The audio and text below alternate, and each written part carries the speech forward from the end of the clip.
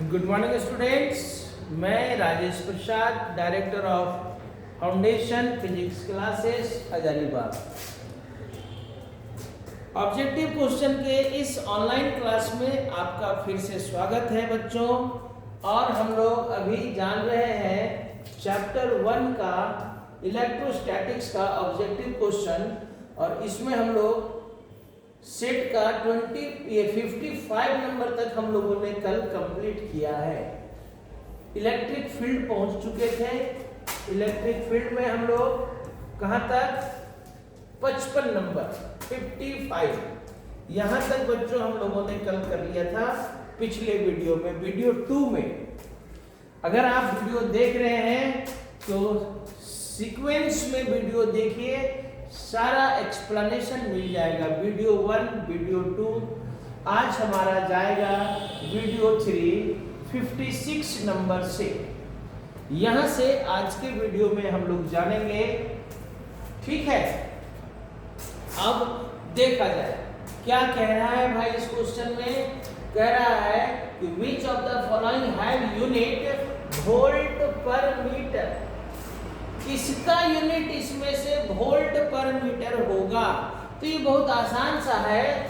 Volt यानी कि potential V और मीटर यानी कि डिस्टेंस R। तो हम लोग ऐसा पढ़े हुए थे, इलेक्ट्रिक फील्ड E = V/R, या आप लोग में से बहुत सारे लोग पढ़े होंगे E = -dV/dR।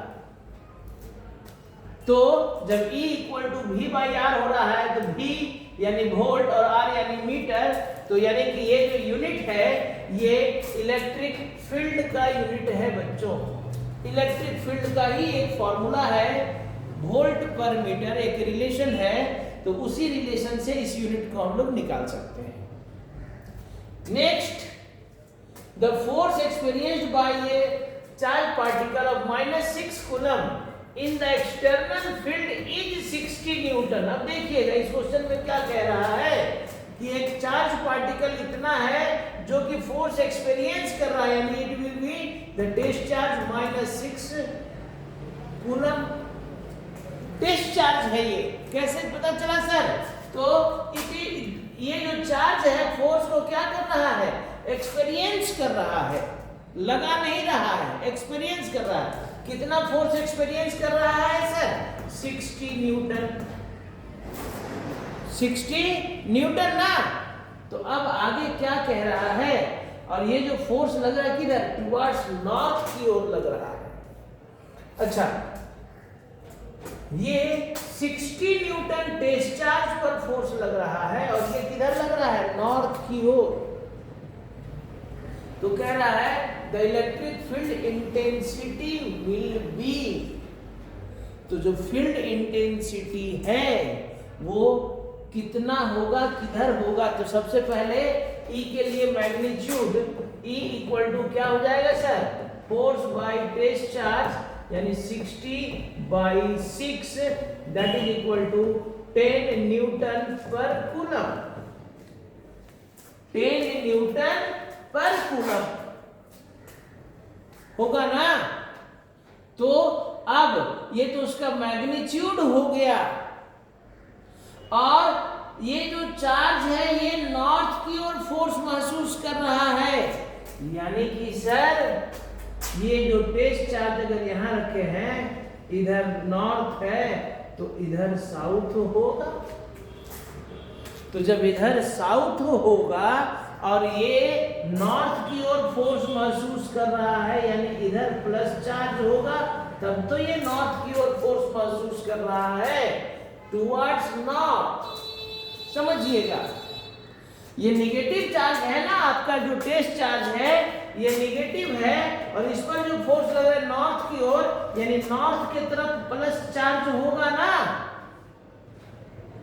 तो फिर फील्ड का डायरेक्शन किधर होता है? प्लस से माइनस, यानी नॉर्थ से साउथ। तो ये जो 10 न्यूटन पर कूलम का फील्ड होगा किधर होगा? Towards south. देखिए बी ऑप्शन, ठीक है, बी ऑप्शन। कैसे हुआ समझ में आया?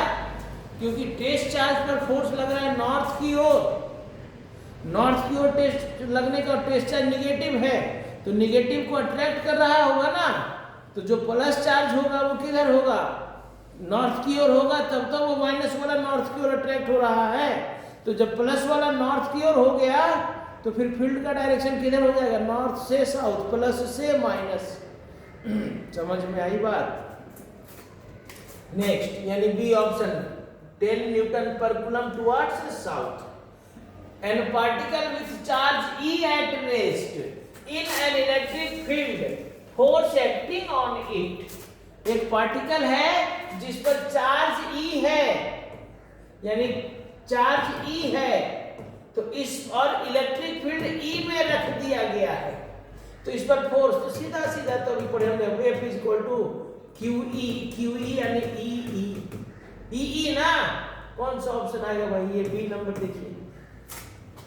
Charge force is equal to QE होगा और यहाँ Q की जगह में E करने का बात कर रहा है, तो E ऑप्शन बी देखिए यहाँ पर। चलिए acceleration of a charge particle of charge Q and mass m moving in a uniform electric field of strength E। तो भाई एक्सेलरेशन निकालने बोल रहा है, एक चार्ज पार्टिकल जिसका चार्ज Q है और मास m है। अच्छा तो बताइए ना, एक्सेलरेशन इक्वल टू क्या होगा sir, acceleration is equal to force by mass.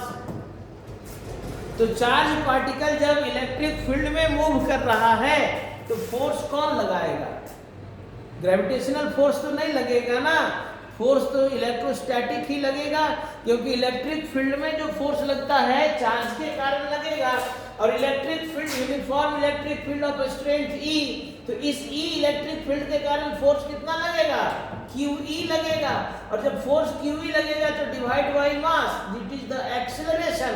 Acceleration क्या हो जाएगा, QE by m, option A देखिए ठीक है, क्योंकि एक्सेलरेशन इज इक्वल टू क्या फॉर्मूला, F बाय मास। कहां से आ गया सर, अरे तो इसको भी चलिए बता दिए, force is equal to mass into acceleration, जान रहे हैं ना।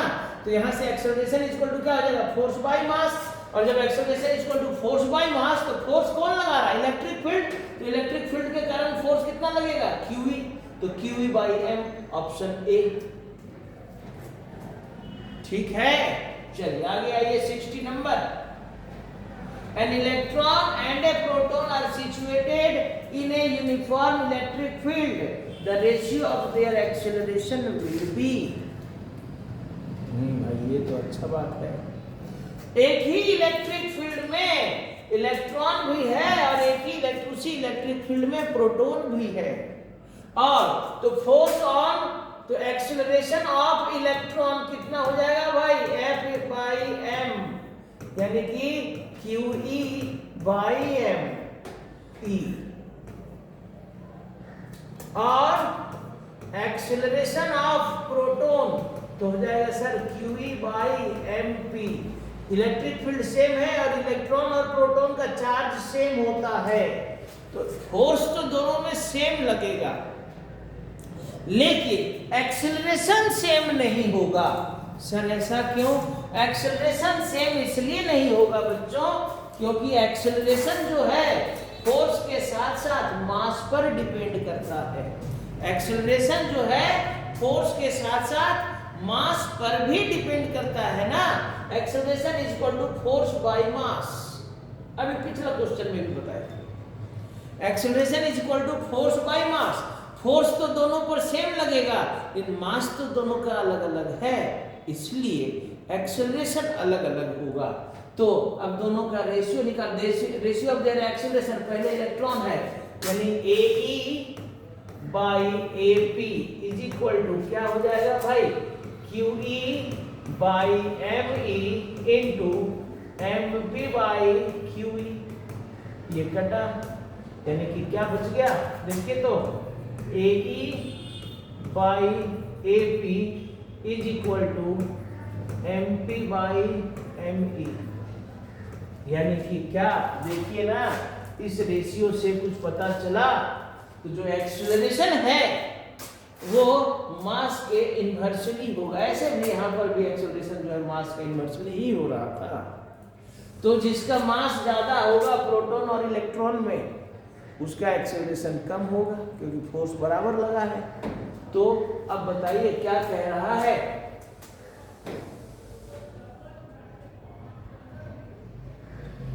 हाँ अच्छा, मास के टर्म में ना, तो एक्सेलरेशन ऑफ इलेक्ट्रॉन और प्रोटॉन किसका आ गया, ratio of mass of proton और मास ऑफ इलेक्ट्रॉन। देखिए तो ratio of mass of electron mass of proton नहीं, ratio of mass of proton mp/me आया है ना, डी ऑप्शन। मास के टर्म में ज्यादा कम नहीं पूछ रहा था। चलिए ऑप्शन भी देखना पड़ता है ना आंसर बताने के लिए कि ज्यादा कम पूछ रहा है कि क्या पूछ रहा है।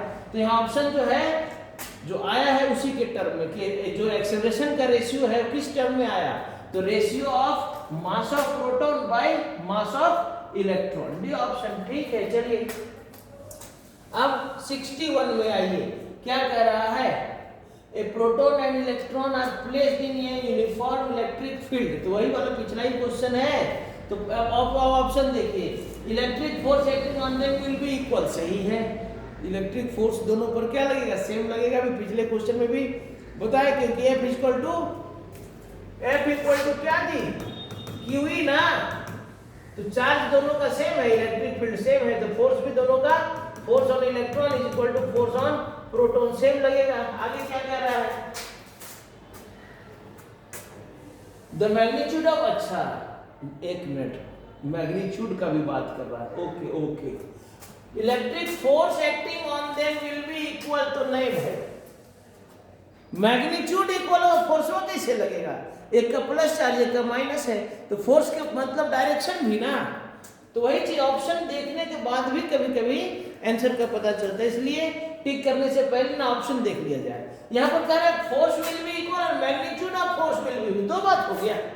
इसका मतलब है कि यहाँ पर जो फोर्स का पहला ऑप्शन में जो फोर्स का बात कर रहा है, जो डायरेक्शन का बात कर रहा है, तो फिर डायरेक्शन तो अलग होगा क्योंकि इलेक्ट्रॉन में नेगेटिव चार्ज, प्रोटॉन में पॉजिटिव चार्ज, तो फिर दोनों पर जो फोर्स लगेगा अपोजिट डायरेक्शन में लगेगा, तो फोर्स इक्वल नहीं होगा। हाँ, the magnitude of force will be equal, ये सही है। आगे क्या कर रहा है, their acceleration will be equal, नहीं ये भी गलत हो गया, ये भी गलत हो गया। द मैग्नीट्यूड ऑफ देयर, नहीं ये भी गलत, तो एक्सेलरेशन ही सेम नहीं है, तो इसका मतलब है कि इसमें ऑप्शन क्या दिया हुआ है, बी। अच्छा तो कुछ यही होगा इसमें कि कौन सा ऑप्शन सही है ना, तो ये ऑप्शन हमारा बी सही है क्योंकि फोर्स का मैग्नीट्यूड दोनों पर सेम है, डायरेक्शन अलग अलग होगा, तो फोर्स इक्वल नहीं कर सकते, मैग्नीट्यूड विल बी सेम और एक्सेलरेशन तो अलग ही होगा। आइए 62, the electric field required to keep a water drop of mass m just to remain suspended when a charge on one electron each.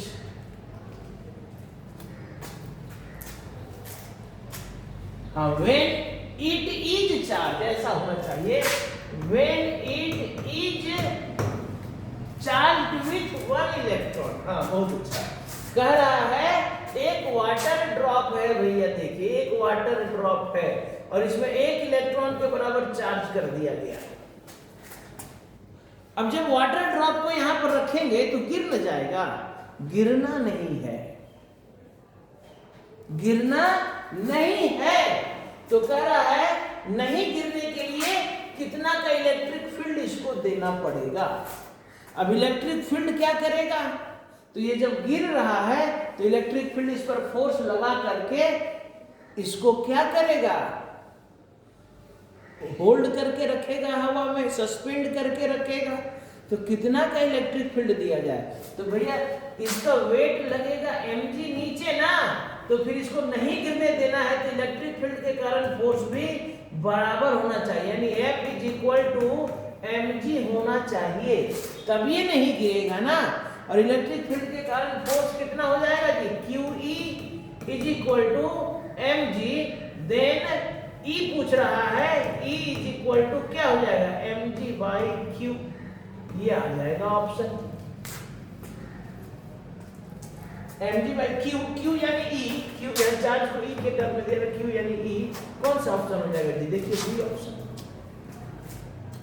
समझिए क्वेश्चन को समझिए, एक वाटर ड्रॉप है जिसका मास m है, जस्ट टू रिमेन सस्पेंडेड, उसको बस हवा में लटका के रखना है, जबकि हम जान रहे हैं कि सर उसमें मास है तो गिर जाएगा, गिर जाएगा ना, गिर जाएगा, लेकिन गिरने नहीं देना है। तो गिरने नहीं देना है तो जो फोर्स नीचे लग रहा है उतना ही फोर्स नीचे से ऊपर लगाना पड़ेगा। तो जब नीचे से ऊपर लगाएंगे तो कौन लगाएगा? Electric field.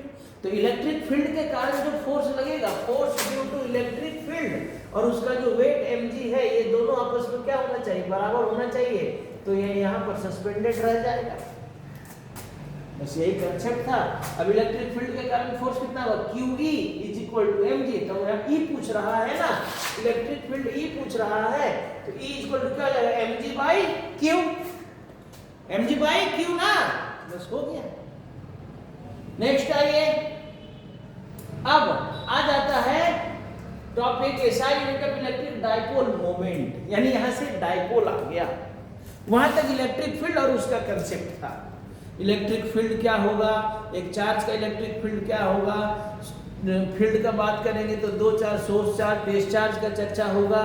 टेस्ट चार्ज को अगर चेंज करेंगे तो इलेक्ट्रिक फील्ड चेंज करेगा कि नहीं, ये सब था ना क्वेश्चन।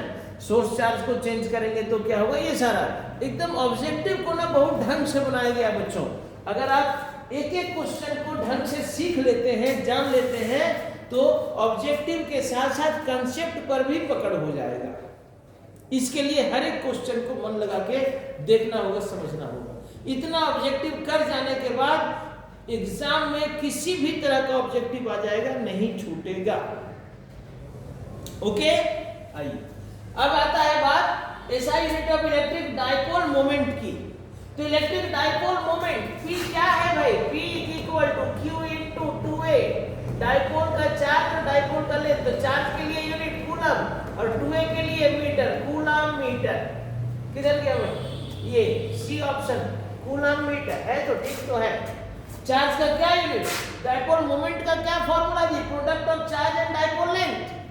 क्यों डाइपोल लेंथ को 2A से दिखाया जा रहा है, बहुत सारा किताब L से दिखाता है।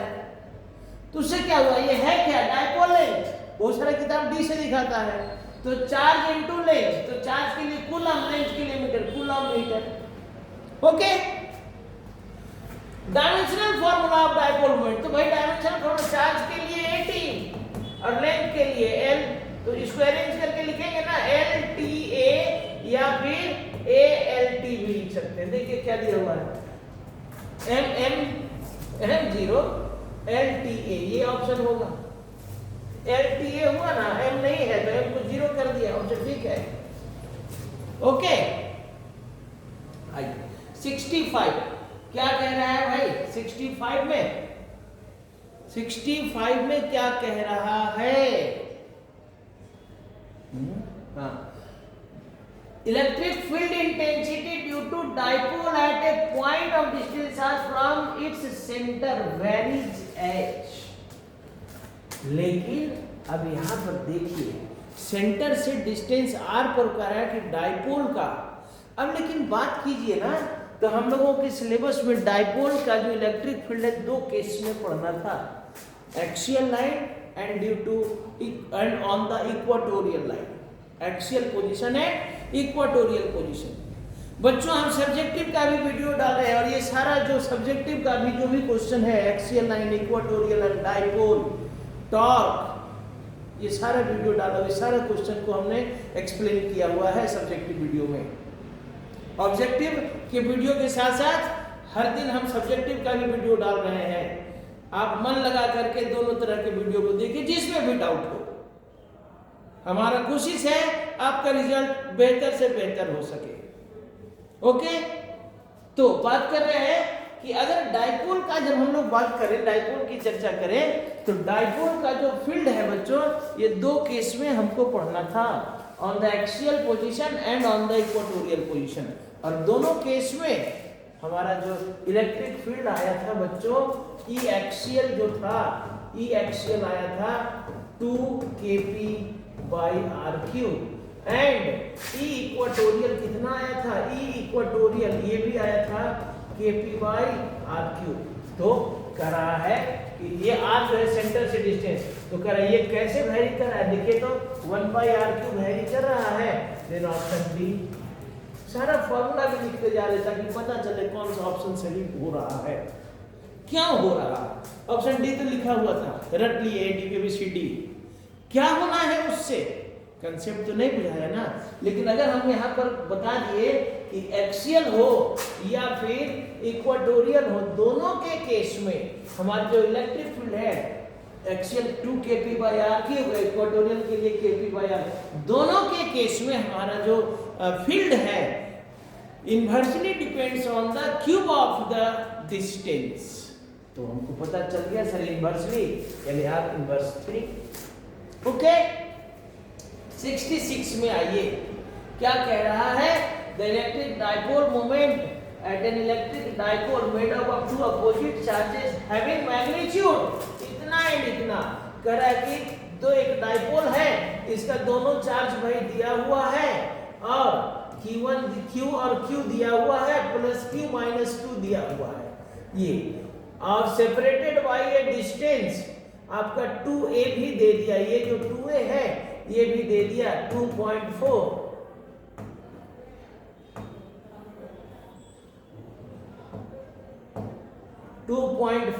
इंटू 10⁻⁻10 मीटर, यही ना।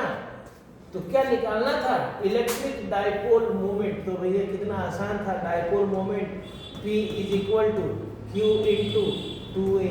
तो Q कितना है भाई 3.2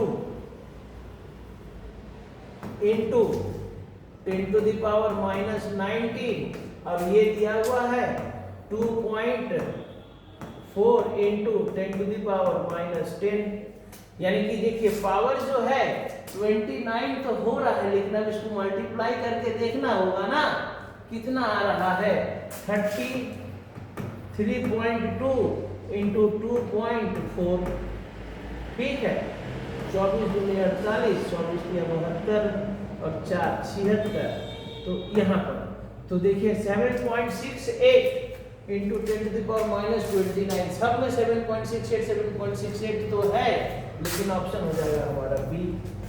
देखिए मल्टीप्लाई करके दिखाई दी है। ओके चलिए आई समझ में ना, डाइपोल मोमेंट निकालना है और डाइपोल मोमेंट जो है ये क्या होता है Q इंटू 2a, आपका चार्ज दिया हुआ है और डिस्टेंस भी दिया हुआ है 2a भी दिया हुआ है, तो सिंपली इनको मल्टीप्लाई करना था, निकल जाएगा। ठीक है बच्चों, आइए A point Q lies on the perpendicular bisector of dipole moment P. If the distance of Q from the dipole is r, then electric field at Q is proportional to. Then electric field at Q is proportional to. तो ये तो आ गया ना, perpendicular bisector यानी equatorial position. तो equatorial position में तो अभी बताया ना भाई E equatorial is equal to क्या हो गया kp/r3, बताइए। तो P पर डायरेक्टली R3 पर इन्वर्सली देखिए, तो यहाँ तो P पर डायरेक्टली R3 पर लिखे, R स्क्वायर है, P पर डायरेक्टली R3 पर, ये देखिए ऑप्शन डी दिख रहा है क्या। E इक्वेटोरियल क्या कह रहा है, अभी तो बताया पिछले क्वेश्चन में भी, इसीलिए तो एक्सप्रेशन के साथ आपका एक्सप्लेनेशन चल रहा है, ताकि डाउट नहीं हो कि सर कैसे खाली ऑप्शन लगता है, देखिए वैसा डी मार देते हैं। ऑप्शन दिया हुआ है, आंसर दिया हुआ है, लेकिन उसके बाद भी एक्सप्लेनेशन समझिए ये कहां से आ गया। तो E इक्वेटोरियल कितना होता है kp/r3। तो कह रहा है कि जो इलेक्ट्रिक फील्ड है ऑप्शन में P और R पर डिपेंडेंसी दिखाना है, तो P पर डायरेक्टली एंड R के पावर 3 पर इनवर्सली, तो P का डायरेक्टली यानी P पर और R का पावर 3 पर डिपेंड कर रहा है। आइए 68 में, कहां चला गया 68 है ना, 68 में कह रहा है if EA be the electric field extended due to a short length dipole on the axial line and EE be the that on the equatorial line। या बहुत अच्छा, एक्सियल लाइन का इलेक्ट्रिक फील्ड कह रहा है on the axial line and ये कह रहा है इक्वेटोरियल। अभी तो बार बार बता रहे हैं E एक्सियल कितना हो गया भाई, E एक्सियल हो गया 2 kp/r3 एंड E इक्वेटोरियल कितना हो गया भाई kp/r3। क्या दिख रहा है रिलेशन, एक्सियल वाला डबल है इक्वेटोरियल से, यानी E एक्सियल, तो रिलेशन हो जाएगा E axial 2 times of E equatorial. तो बताइए कौन सा?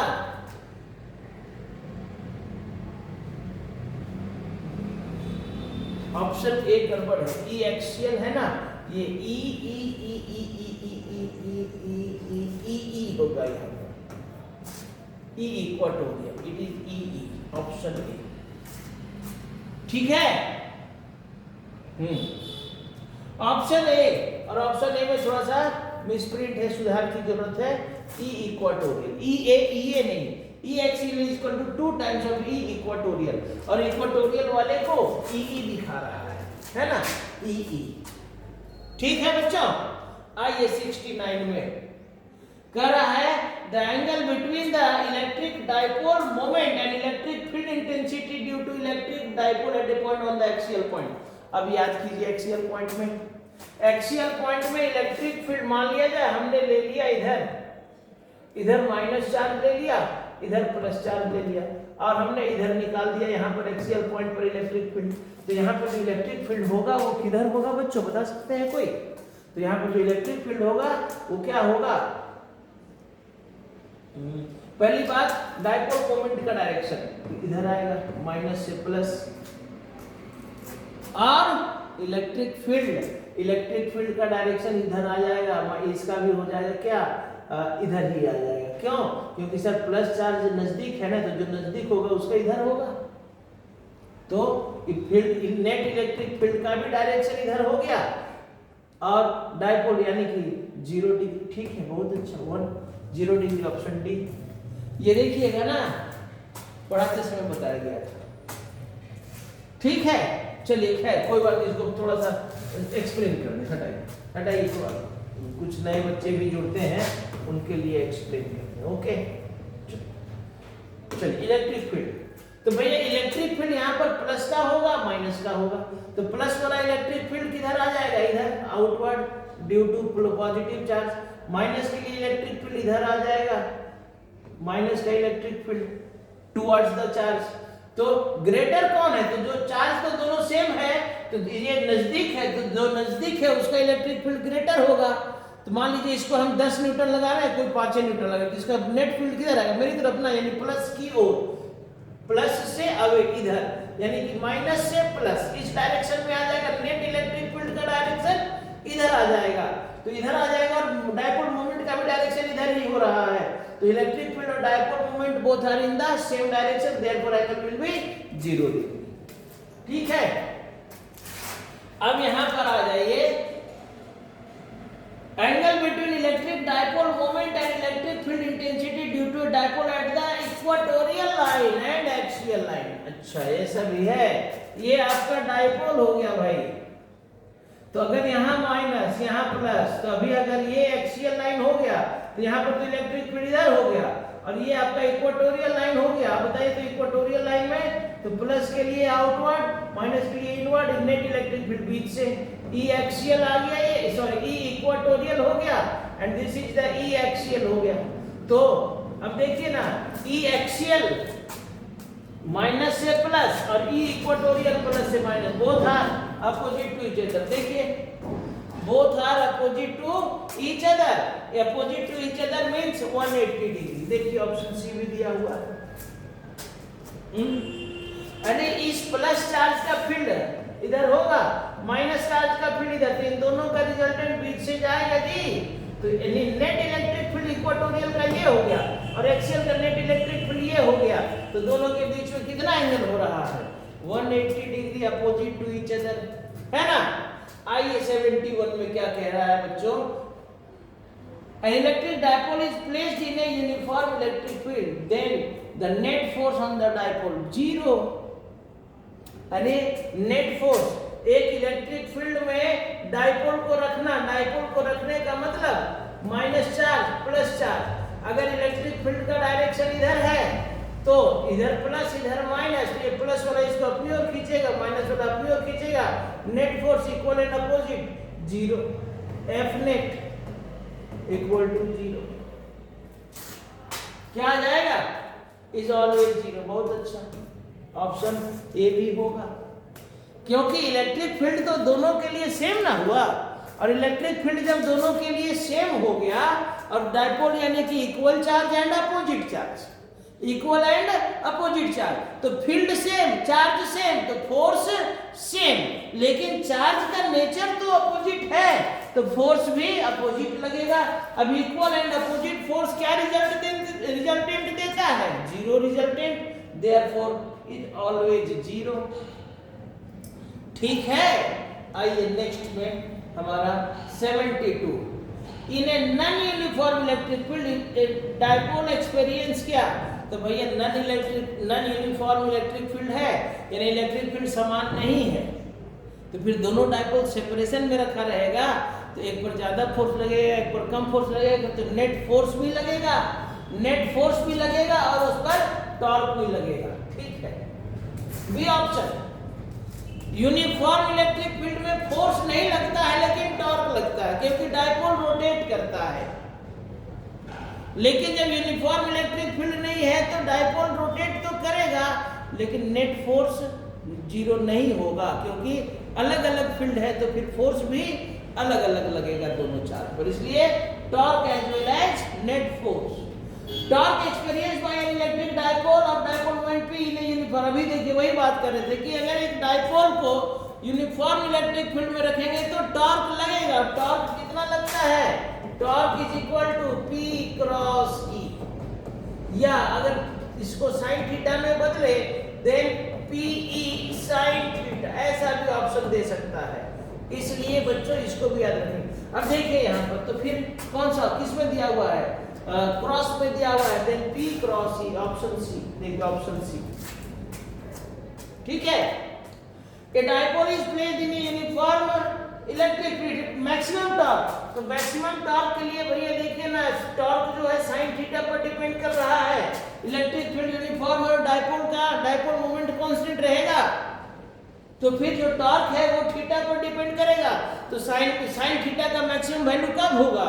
90 में। देयरफॉर जब डायपोल को हम लोग 90 डिग्री में रखेंगे तब उस पर क्या हो? When the angle between the electric field, find नहीं, electric field, angle between electric field and dipole moment is 90 degree. देखिए ना, ये ना इलेक्ट्रिक फील्ड और डायपोल मोमेंट के बीच कितना एंगल, यहाँ थीटा है, angle between these two vectors. तो ये आपका जो टॉर्क मैक्सिमम होने के लिए थीटा क्या होना चाहिए? Theta should be 90। सीधा सा बात है, मैथमेटिकल कंसेप्ट है ये, कोई बहुत बड़ी कंसेप्ट नहीं है। I-75 में an electric dipole placed in a stable equilibrium। Stable equilibrium का मतलब टॉर्क तो जीरो हो जाना, बट नो ओरिएंटेशन, यानी कि आपका कब रखेंगे? यानी इन द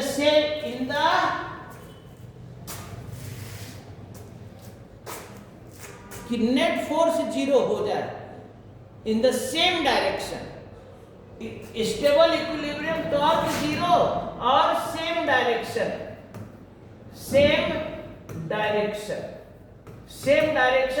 यानी कि same direction of P and E। तो जब सेम डायरेक्शन का बात हो रहा है तो थीटा क्या होना चाहिए? थीटा आपका देखिए, अगर इलेक्ट्रिक फील्ड हमारा इधर है और स्टेबल इक्विलिब्रियम कराना है सेम डायरेक्शन में आपका क्या होना चाहिए? सेम, अगर इधर प्लस है फील्ड का तो डायपोल का भी डायरेक्शन इधर ही होने के लिए इधर माइनस होना चाहिए।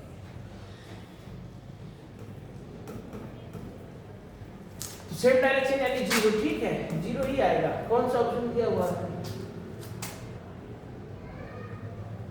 ये गलत ऑप्शन है, ये सी ऑप्शन है, ठीक है, सी ऑप्शन 0 डिग्री। अच्छा, अब कह रहा है अनस्टेबल इक्विलिब्रियम में फिर से torque zero but in opposite direction.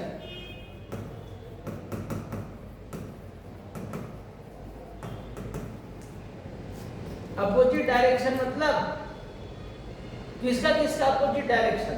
Dipole moment यानी 180 डिग्री। तो यहाँ देखिए ऑप्शन ठीक है, opposite direction of P and E।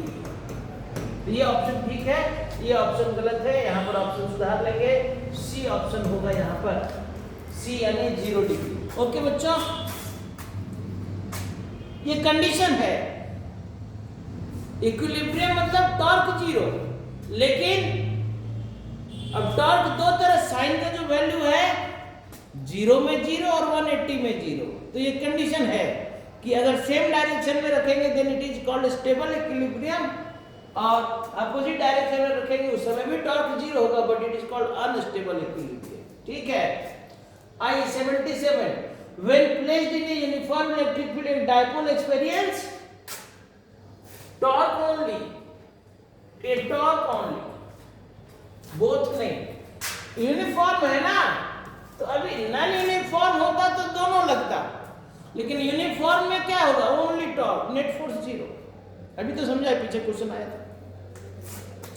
अब बच्चों यहाँ से आपका टॉपिक शुरू होता है, ये था उस अभी जो पढ़ रहे थे, जो टॉपिक था उसका नाम था इलेक्ट्रिक फील्ड। अब देखिए ना, फील्ड में कितना सारा क्वेश्चन पढ़े।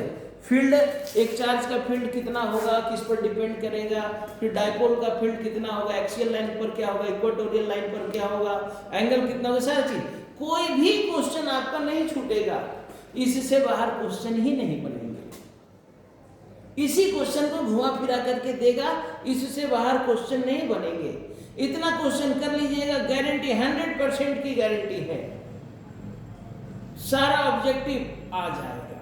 25 का 25 हर लेसन में आपका हम सेट करवाएंगे, हर लेसन में आपका ऑब्जेक्टिव आ जाएगा। ओके बच्चों, चलिए अब आ जाइए सेक्शन, यहां से आपका टॉपिक सी जो है, based on electric field lines, electric flux and Gauss's theorem.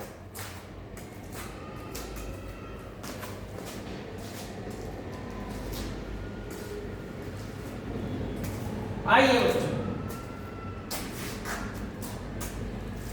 Electric field lines diverge from, diverge होने का क्या मतलब हुआ?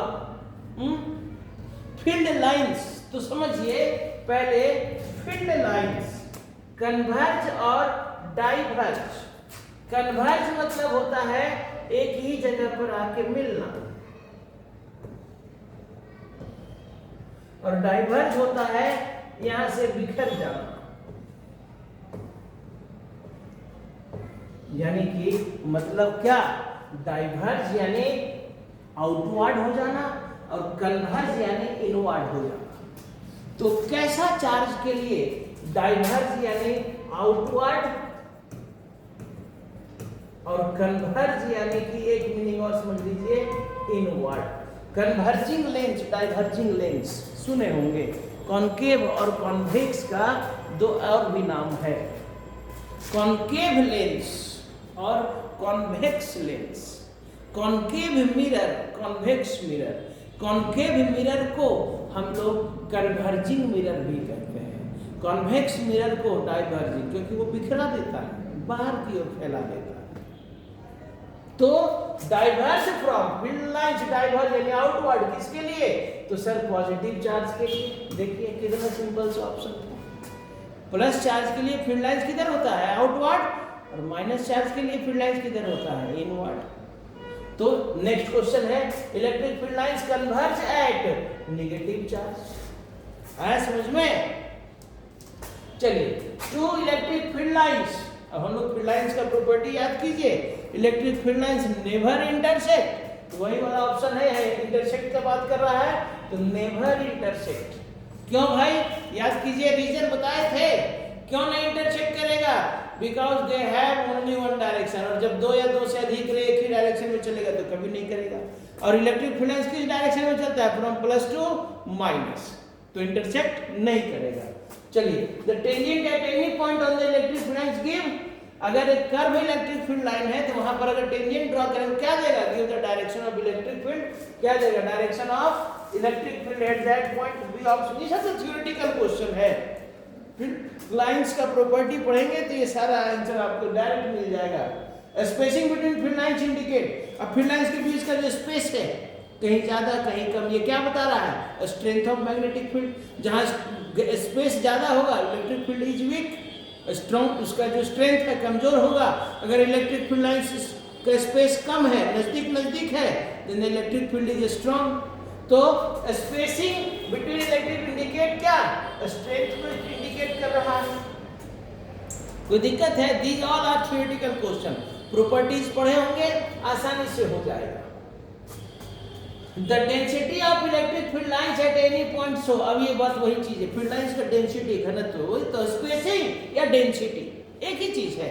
स्ट्रेंथ ऑफ मैग्नेटिक फील्ड क्या बता रहा है, magnitude of electric field, magnitude या strength, magnitude of electric field. आइए electric field lines of negatively charge particle, तभी बात के नेगेटिवली चार्ज पार्टिकल के लिए field lines outward, radially outward, sorry mistake, यहाँ देखिए हमने क्या कहा, इनवर्ड है ना, नेगेटिव चार्ज का, सॉरी मिस्टेक, हाँ 84। Electric field lines of negatively charge particles are क्या, अंदर की ओर टुवर्ड्स द चार्ज, क्या होगा, रेडियली इनवर्ड, है ना। ऑप्शन देखते जाइएगा, बी ऑप्शन, ठीक है।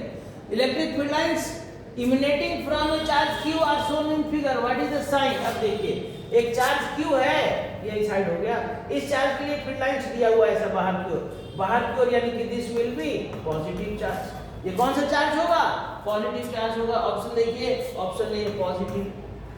अरे ये बात समझ में, अब क्या कह रहा है, figure show some of the electric field lines corresponding to electric field, the figure suggest that. अब देखिए तो जहां स्पेस कम है वहाँ इलेक्ट्रिक फील्ड ज्यादा होगा, जहाँ स्पेस, यानी कि अच्छा ए और सी के पास स्पेस बराबर दिख रहा है, बी के पास ज्यादा दिख रहा है, तो electric field at A is equal to electric field at B is greater than electric field at C. अभी तो स्पेसिंग का बात किए थे, देखिए ऑप्शन किधर है भाई, ये ए इज ग्रेटर है, ठीक है, लेकिन बी इज ग्रेटर है, नहीं है, ये दोनों बराबर, ये ऑप्शन गलत, तीनों बराबर है, ये ऑप्शन गलत।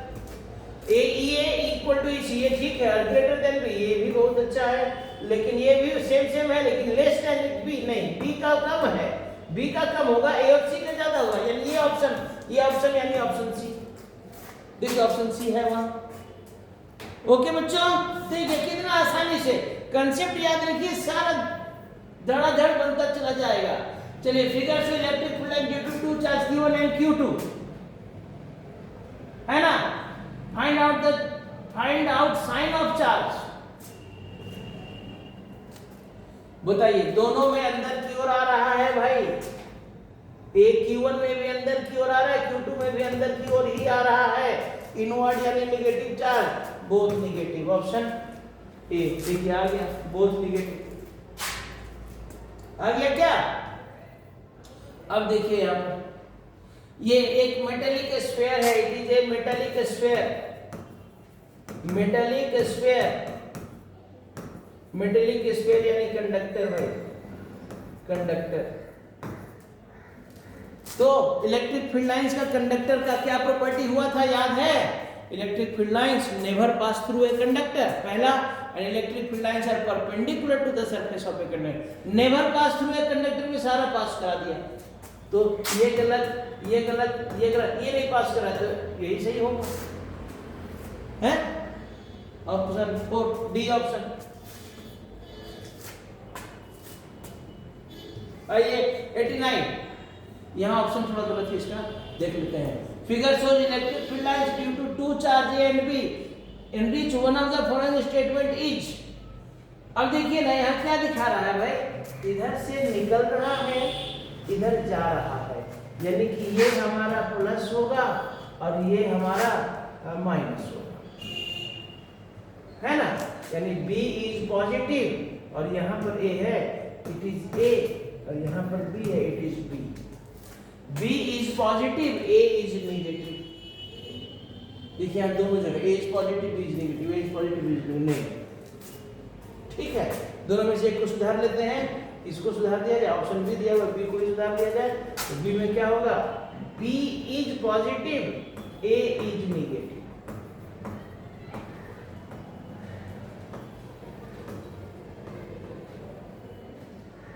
B is positive, A is, क्योंकि field lines move from positive to negative, तो प्लस से चल के माइनस में आ रहा है तो b प्लस a माइनस, और दोनों का मैग्नीट्यूड सेम।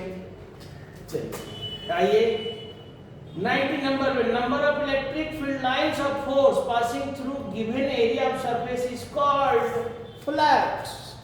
क्या है फ्लक्स? फ्लक्स किसे कहते हैं? Total number of electric field line, number of electric field lines passing through a given surface.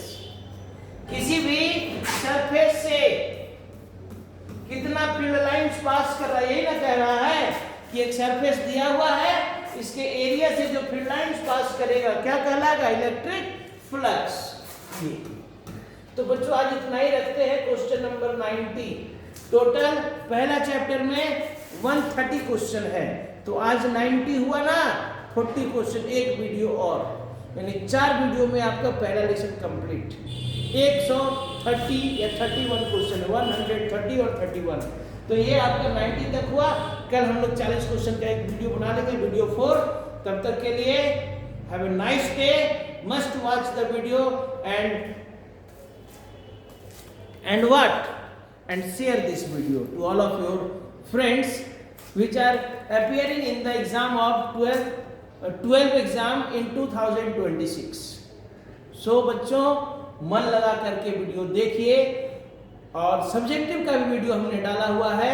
सारे इंपॉर्टेंट क्वेश्चन जितने भी वीवीआई क्वेश्चन है प्रीवियस ईयर के, जितने भी आए हुए हैं चैप्टर वाइज, वो सारा डाले हुए हैं, कुछ डाले हैं, कुछ डाल रहे हैं हर दिन।